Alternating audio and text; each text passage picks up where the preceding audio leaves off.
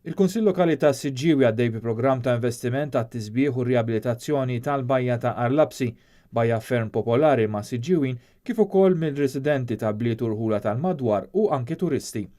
F'kommenti ma' dan l-istazzjon, is-Sindku ta' Siġġiewi Alessia Bsajla Żamid qalet li sa issa l-Kunsill investa madwar 25,000 euro f'xogħlijiet varji.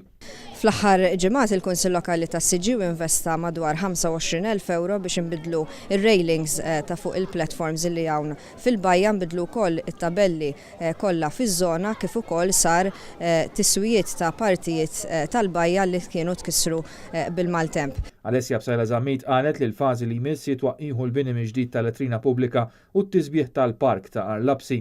Qalet ukoll li għaddejn diskussjonijiet ma' Transport Malta sabiex titjib l-infrastruttura, mod partikolari it-toroq li jagħtu għal din il-bajja. Fl-istess ħin qegħdin ukoll f'diskussjonijiet mal-Ministeru tat Trasport u Transport Malta biex naraw anke kif nistgħu ntejbu l-infrastruttura biex in-nies ikunu jistgħu jiġu anke biktar kumdità fit-toroq lejn Arlabsi. Fil-fatt ix-xogħlijiet fuq triq il-Kilpa mistennija jibdew fil-jiem li ġejjin filwaqt li kemm il-Kunsill Lokali kif ukoll Transport Malta applikaw għal fondi Ewropej sabiex jibdew ix-xogħlijiet fuq it-triq tal-Absi.